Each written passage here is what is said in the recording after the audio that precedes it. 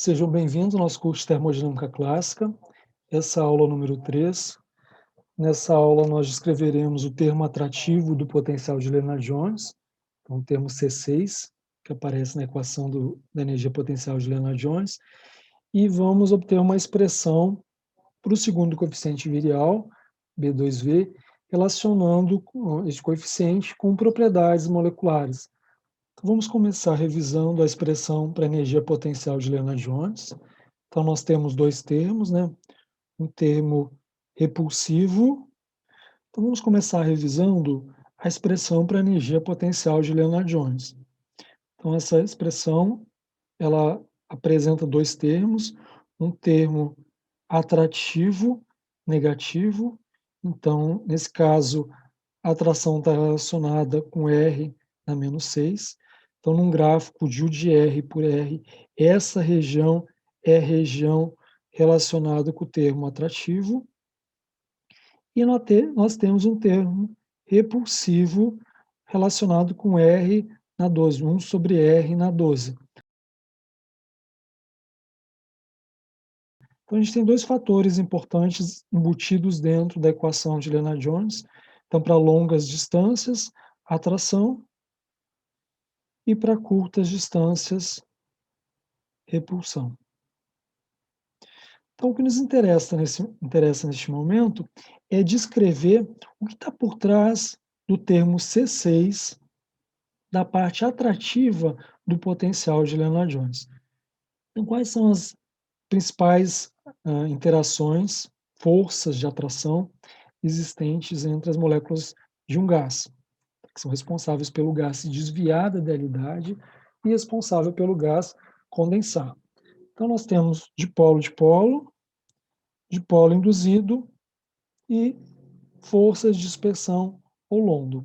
Então, vamos discutir cada uma dessas interações e como elas contribuem para o termo C6 do potencial de Lennard-Jones. Então, vamos começar relembrando o momento de dipolo, tanto para o dipolo-dipolo como para o dipolo induzido. Isso vai ser dependente da existência de um dipolo permanente. Então, quando nós temos uma ligação com átomos com diferentes eletronegatividades, então vou ter uma região com baixa densidade eletrônica e uma região de alta densidade eletrônica. Então, vou simbolizar esse momento de dipolo com uma seta de delta mais para delta menos. A intensidade desse momento de dipolo permanente vai ser dado pelo produto da carga vezes a distância. Então, a interação do tipo dipolo-dipolo vai ser dada por essa expressão. Então, o que nós temos aqui? Nós temos o produto do quadrado do momento de dipolo permanente das moléculas envolvidas na interação. Então, eu tenho uma molécula 1 interagindo com a molécula 2. Então, eu tenho a molécula 1, a molécula 2. Cada uma dessas moléculas vai ter um dipolo permanente e com uma intensidade. E o ambiente, o meio entre essas duas moléculas, vai distorcer essa interação, vai enfraquecer essa interação. Isso vai ser dado pela constante dielétrica do meio. No caso, sendo vácuo, simplesmente vácuo, eu tenho ε0, onde ε0 é a permissividade no vácuo. Então vejamos esse exemplo aqui. Eu quero calcular a intensidade da interação dipolo-dipolo entre duas moléculas de HCl. Então, HCl apresenta um dipolo permanente. E primeiro eu vou calcular independente de R, então vai ser um valor vezes R na menos 6. Consultando a tabela 16.8 do Macquarie, nós obtemos os valores do momento de dipolo para o HCl. Então, veja, é dado em Coulomb vezes metro. Então, é só substituir nessa fórmula pelos valores. Então, como μ1 é igual a μ2, vai ficar 2 vezes μ elevado na quarta potência. Então, substituindo a expressão, eu obtenho um valor de menos R na 6 vezes a intensidade da interação da energia de polo, né? Sendo dado por um valor, esse valor aqui onde está elevado na menos 78. Então, é importante em que escala, que ordem de grandeza se encontra o valor dessa interação. Então, calculando agora a intensidade dessa interação a uma certa distância, como 300 picometros, eu vou achar um valor de menos 2,5 vezes 10 na menos 21 joule. Então, veja, esse termo é negativo. A gente está falando de forças atrativas, forças que estão nesta região aqui do gráfico do potencial de Lennard-Jones. Comparando agora a intensidade dessa energia, ou seja, a energia de interação de polo, com a energia térmica do sistema. Então, a energia térmica do sistema vai ser calculada simplesmente constante de Boltzmann vezes temperatura. Então, calculando nessa temperatura de 300 Kelvin, a gente obtém uma energia térmica de 4,1 vezes 10 na menos 21. Ou seja, a interação de polo está na mesma ordem de grandeza da energia térmica do sistema. Então, nessa condição, nessa temperatura, essa força de interação vai ser marginalmente estável. Se a energia térmica fosse maior, essa interação ela não seria estável. As moléculas se aproximam, interagem, mas rapidamente a própria energia de movimentos das moléculas acaba enfraquecendo essa interação. Então é sempre importante a gente comparar a intensidade da interação com a intensidade da energia térmica do sistema, com a energia cinética das moléculas. Uma outra força de interação importante é o dipolo induzido. Então, sempre que eu tiver um dipolo permanente, eu vou ter também um dipolo induzido. A intensidade desse dipolo induzido depende de dois fatores importantes: a polarizabilidade e o campo elétrico. Então, voltamos às interações. Aqui eu tenho uma interação de dipolo induzido.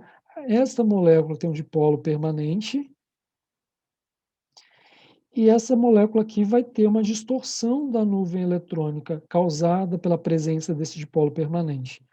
Então, essa molécula aqui vai ter um certo campo elétrico, tá, que vai distorcer essa nuvem eletrônica. Essa distorção vai estar relacionado com o alfa, que é a polarizabilidade. Então, a polarizabilidade tem a ver com a capacidade da nuvem eletrônica ser distorcida por um certo campo elétrico.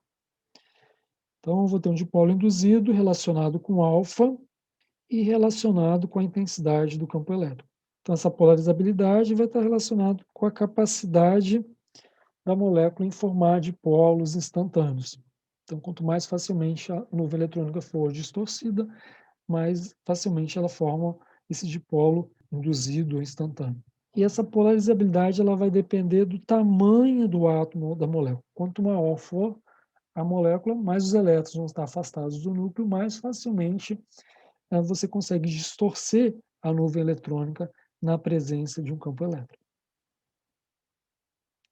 Então, vocês vão encontrar na tabela 16.8 do Macquarie, para vários átomos ou moléculas, valores do momento de dipolo e valores da polarizabilidade. Vejam que a polarizabilidade ela é expressa nessa tabela como alfa dividido por 4πε0.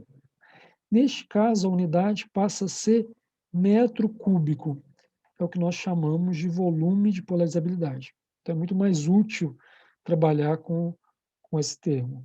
Então, vejamos a expressão para a intensidade da interação de polo induzido. Então, nós temos uma expressão como essa. Então, tem uma molécula 1 interagindo com uma molécula 2. Então, eu vou ter um dipolo permanente, Mi1 e Mi2.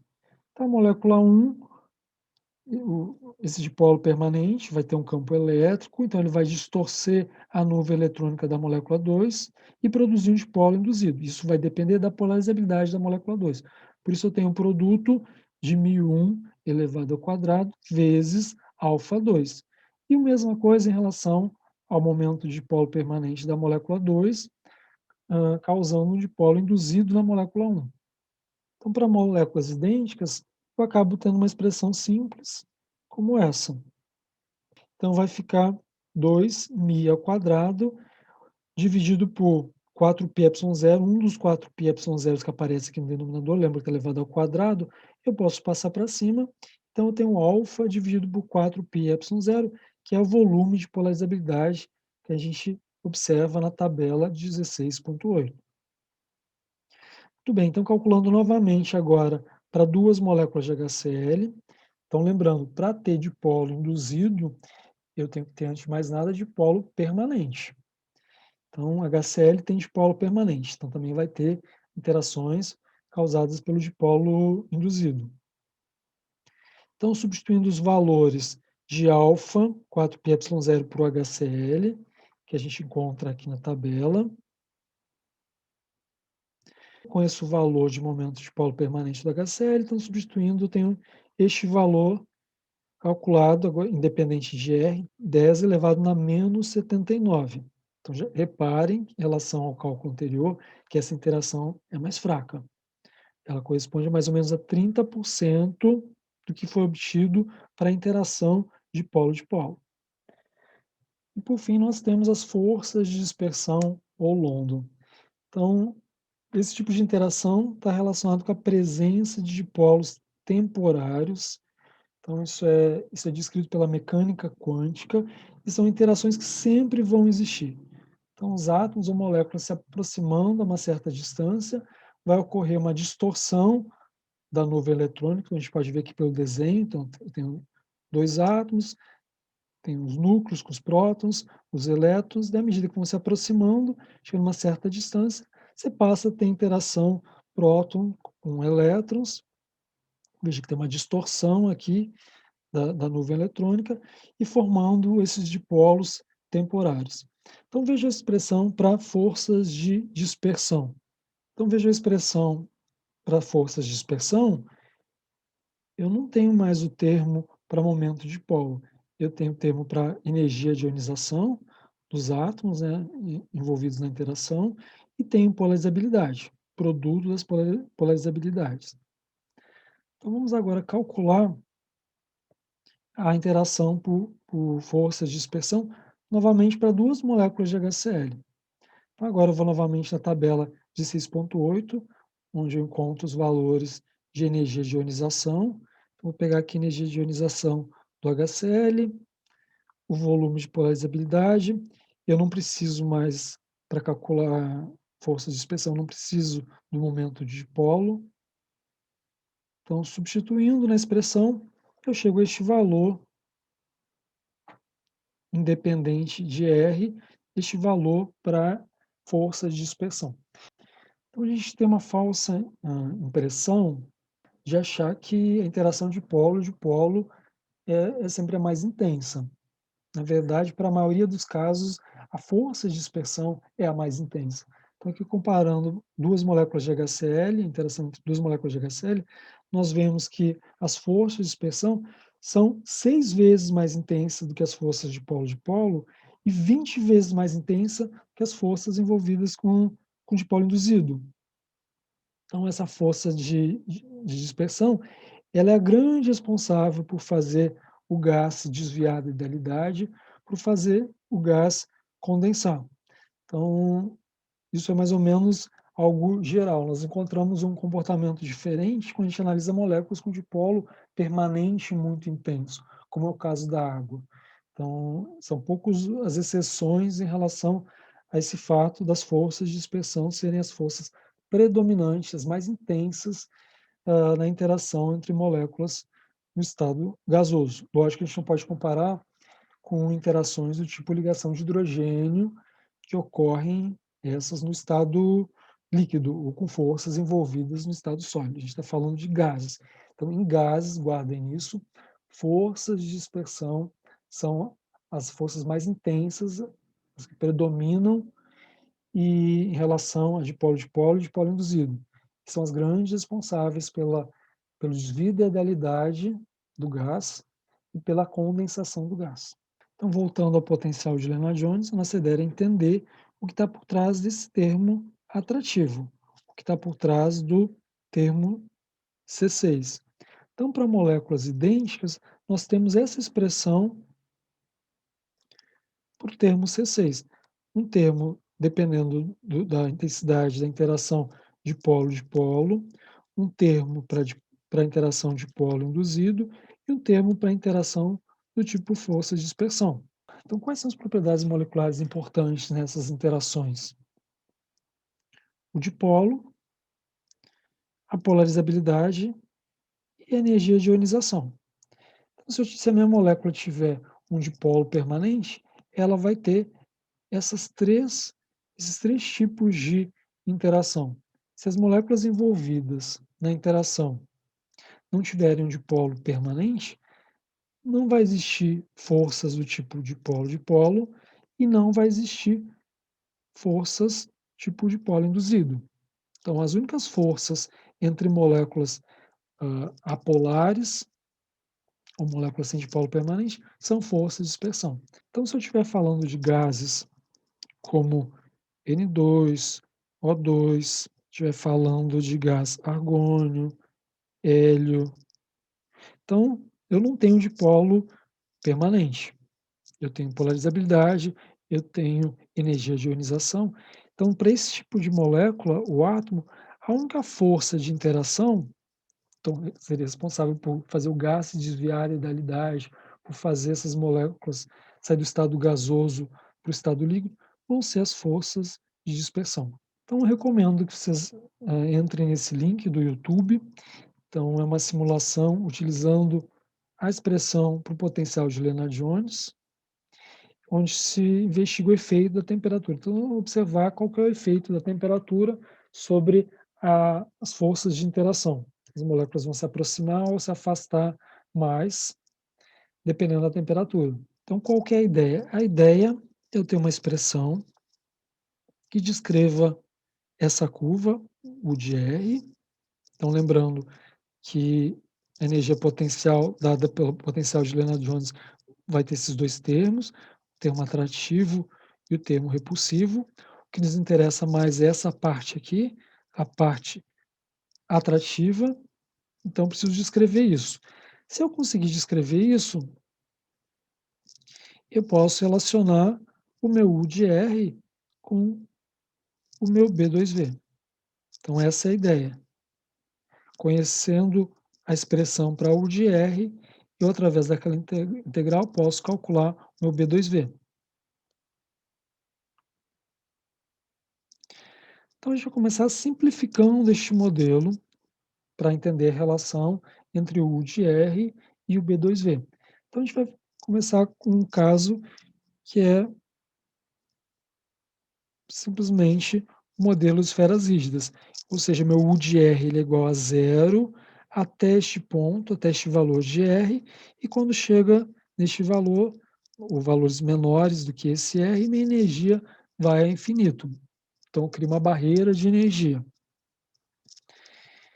Outra possibilidade é utilizar o modelo de poço quadrado. Continuo com o modelo de esferas rígidas, só que uma parte atrativa vai ser descrito por um certo poço quadrado que tem uma certa profundidade e uma certa largura. Então, vamos lá, vamos começar com o modelo mais simples, para o potencial de interação, um modelo como este. Então, eu tenho essa expressão. O de R ele é igual a infinito, com R menor que sigma, e é zero com R maior que sigma. O meu sigma é essa distância aqui, é uma distância intermolecular a partir do qual minha energia vai para infinito. Então, se eu tiver um raio molecular, um raio atômico igual a R, meu sigma é dado por 2 vezes R. Então, agora eu vou ter minha integral, que vai de zero a infinito, eu vou dividir em duas integrais, de zero até sigma e de sigma até infinito. Qual que é a minha variável? Minha variável é R. Então, vamos lá. A primeira integral, de zero até sigma, quanto que vale o de R? Então, estou nessa região aqui. Né? Então, quanto que vale o de R nessa região? Vale infinito. Então, eu tenho E elevado na U de R, onde U de R é infinito. Então, isso daqui vai para zero. Então, vai sobrar simplesmente menos R quadrado dr.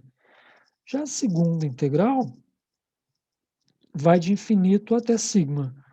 Neste caso, meu U de R vale zero, porque eu estou nesta região aqui. Então, nessa região, meu U de R, ó, essa é a minha função.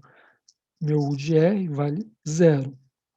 Então, como isso daqui é elevado a zero é igual a 1, 1 menos 1, todo este termo aqui vai ser zero. Então, vou ter uma integral simples de 0 até sigma r quadrado dr.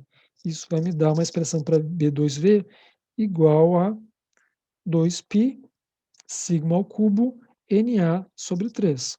Lembrando que Na é simplesmente o número de Avogadro.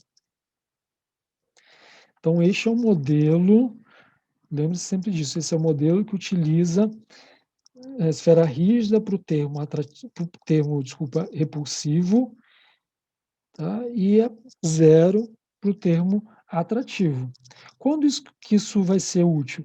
Por exemplo, em altas temperaturas. Em altas temperaturas prevalece o termo repulsivo. Então, nessas condições, você pode utilizar este modelo para entender as forças de interação entre as moléculas do gás. Um outro modelo de interação, não vejo que a gente está vendo modelos mais simples do que o dado pela equação de Lennard-Jones. Então, um outro modelo simples é o modelo do potencial do poço quadrado. Então, vejam, agora eu já tenho uma descrição da parte atrativa, só que ela vai ser simplificada utilizando um poço quadrado. Então, esse poço tem uma certa profundidade, que vai ser dada pelo epsilon, e tem uma certa largura, que vai ser dado por lambda, aqui é lambda sigma. Este valor de sigma, igual a gente viu no slide anterior, sigma, então valores menores do que sigma, minha energia vai para infinito. Então aqui vai ser um valor, um certo valor que é chamado de lambda vezes sigma. Então a largura do poço, tá? E a profundidade do poço. Então como vai ficar a descrição do meu potencial? Meu potencial vai ser infinito com R menor do que sigma, exatamente como o modelo anterior. Então essa parte vai descrever o termo repulsivo. Entre sigma e lambda sigma, o valor de U de R é simplesmente menos epsilon, que é a profundidade do poço. Então, nessa região, o valor de energia potencial é simplesmente esse, que é menos epsilon.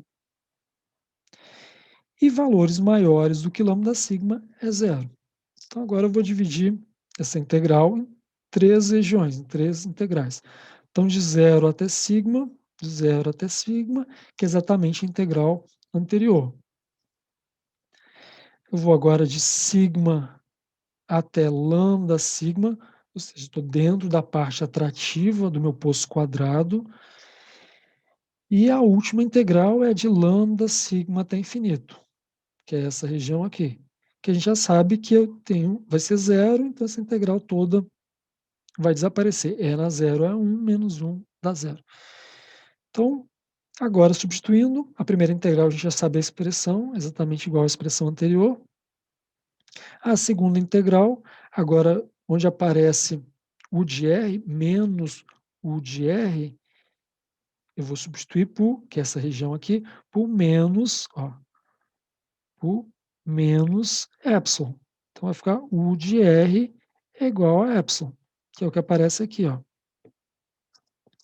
Então, fazendo essa integração, substituindo, a gente chega a uma expressão não muito elegante para o meu B2V, onde o potencial de interação é descrito por esse modelo do poço quadrado. Então, diferente do modelo anterior, neste modelo eu tenho uma descrição da parte atrativa, né? A parte atrativa não é simplesmente zero.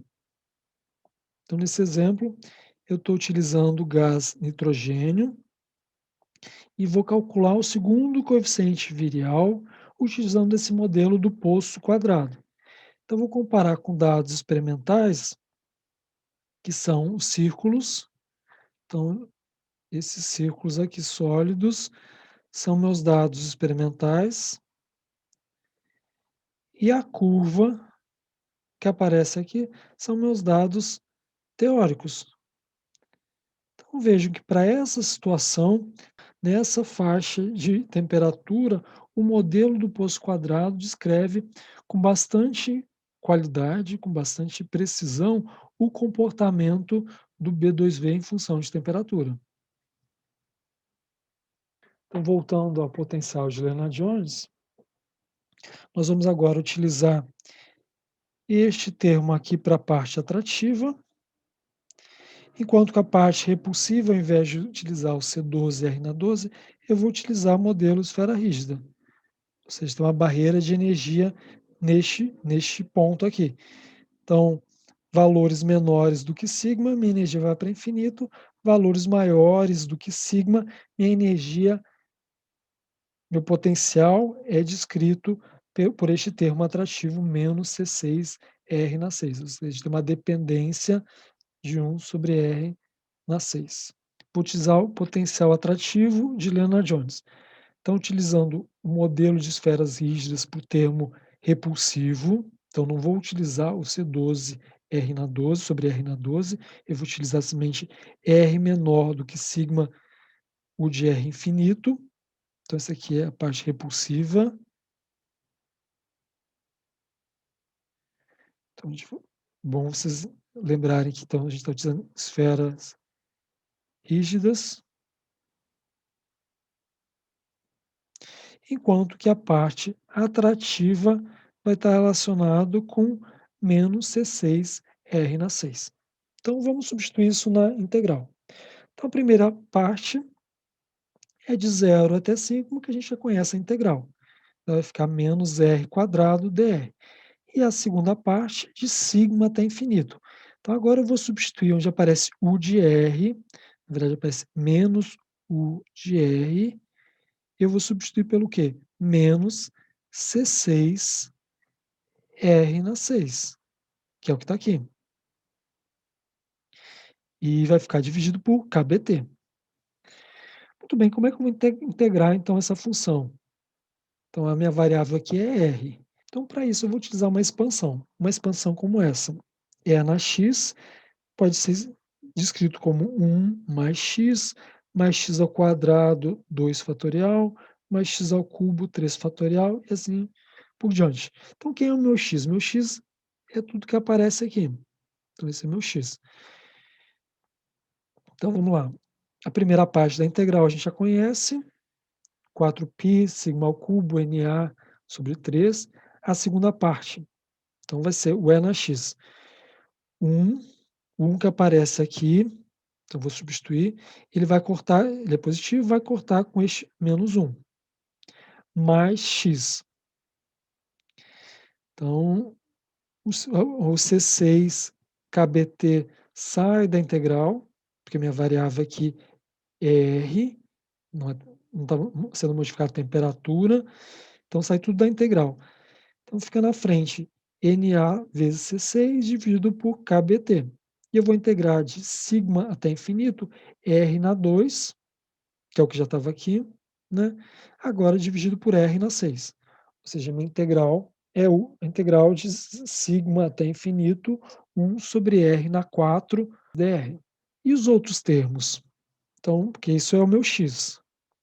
Então, vou integrar então tudo isso daqui. Tudo isso vai entrar na integral. O meu x é o que a gente acabou de escrever.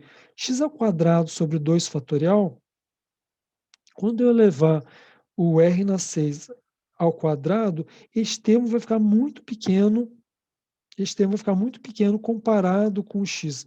Então, eu posso simplesmente desprezar. Então, fazendo isso e resolvendo essa integral, então eu tenho meu B2V sendo dado por essa expressão simples. Um termo relacionado com a parte repulsiva, então que é exatamente o mesmo valor que se obtém quando se utiliza simplesmente modelo de esferas rígidas, que é esse daqui. E um segundo termo, que agora aparece já o C6. Então, tudo que estiver relacionado com o C6 está embutido dentro deste termo, que é o quê?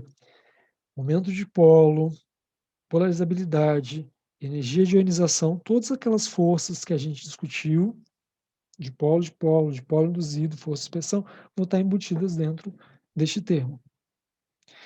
Então, eu cheguei a uma descrição do B2V, relacionando este termo com propriedades moleculares. Então, agora, para finalizar, nós vamos comparar a equação virial, que é uma expansão, então lembra que é uma expansão ou em função de volume ou em função de pressão. Eu vou comparar a equação virial com a equação de Van der Waals para tentar relacionar o B2V, lembra que o B2V está na equação virial, com os coeficientes A e B que aparecem na equação de Van der Waals. Então aqui está a equação de Van der Waals, o coeficiente A e o coeficiente B. Eu vou fazer uma modificação nessa expressão, nessa equação. Por quê? Porque eu preciso descrevê-la como uma expansão, já que a minha equação virial é uma expansão. Então, vamos fazer isso. Então, para expandir a equação de Van der Waals, eu vou utilizar esse binômio 1 sobre 1 menos x. Então, o que vai ser o meu x aqui? Meu x vai ser menos b sobre v. Então, eu sei que 1 sobre 1 menos x pode ser escrito como 1 mais x ao quadrado, mais x ao cubo e assim por diante. Tá? Então, deixa bem claro que o meu x aqui é igual a B sobre volume molar. Então, partindo da equação de Van der Waals, eu vou ter P igual RT sobre volume molar, e aqui é a minha expansão. 1 mais x ao quadrado, que é o quê? Eu vou pegar este termo aqui, da minha equação de Van der Waals, e este termo eu vou escrever como uma expansão. Qual expansão? Essa daqui. Tá? Onde meu x é B sobre volume molar. E está aqui, ó. Então, RT sobre volume molar multiplicado pela expansão, mais o segundo termo, que é menos A sobre V ao quadrado, volume molar ao quadrado. Então, posso agrupar os termos que estão multiplicados por 1 sobre volume molar ao quadrado. Então, eu chego a isso. Do lado de cá eu tenho P, né? Para eu escrever como equação virial, vou ter que isolar o Z. O que é o Z? PV sobre RT. Então, para que eu tenha Z, que eu consegui isolar o meu PV sobre RT, eu preciso ter todos os termos deste lado da equação sendo multiplicados por RT. Então, o único termo que não está multiplicado por RT é o meu A. Então, o que eu posso fazer? Eu posso escrever menos A vezes RT dividido por RT. Então, o que aparece em cima no numerador vai passar para o outro lado da equação e vai permanecer A menos A sobre RT. Então, fazendo isso, eu chego a uma expansão. Tudo isso é simplesmente para escrever a minha equação de Van der Waals como uma expansão. Então, eu consigo expandir a minha equação em função de volume. Então, eu tenho Z é igual a 1 mais este termo, então esse vai ser meu coeficiente, né? Que multiplica 1 sobre V mais B ao quadrado sobre volume molar ao quadrado. Então, eu escrevi no mesmo formato que a gente observa para a equação virial. O próximo passo é a gente comparar essas duas equações de estado. Então, aqui está a equação de Van der Waals, que na verdade é simplesmente a equação de Van der Waals descrita como uma expansão em função de volume, e aqui está a equação virial como nós conhecemos. Então, se a gente comparar os termos, nós vamos ver que este termo aqui equivale ao meu B2V. Então, eu posso igualar B2V igual a B menos A sobre RT.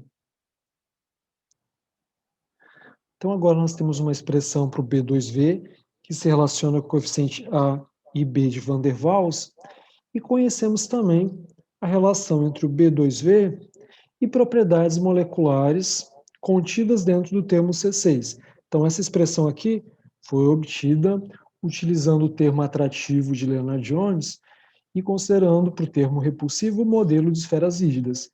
Agora, podemos comparar essas duas expressões para o B2V e chegamos a essas relações para o coeficiente A e o coeficiente B de Van der Waals. O que está embutido dentro do coeficiente A da equação de Van der Waals? Quais são os parâmetros que se relacionam com este coeficiente. Então, o importante aqui é a presença do termo C6. Então, todos aqueles fatores, todos aqueles parâmetros contidos dentro do termo C6, quais são? Momento de dipolo, polarizabilidade, energia de ionização.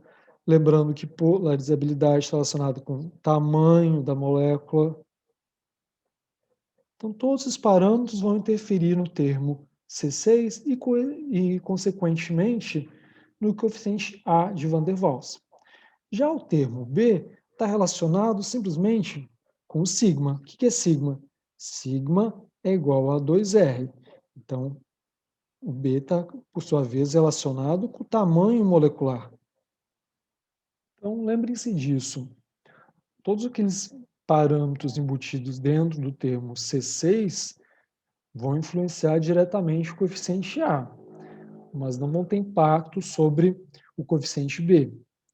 Então, se eu perguntar qual que é o efeito da intensidade do momento de dipolo sobre o parâmetro, sobre o coeficiente B da equação de estado de Van der Waals? A resposta é nenhum, não tem nenhum impacto. O momento de dipolo está relacionado com o coeficiente A através do termo C6 do potencial de Lennard-Jones. Então, com isso, nós encerramos a nossa aula de número 3.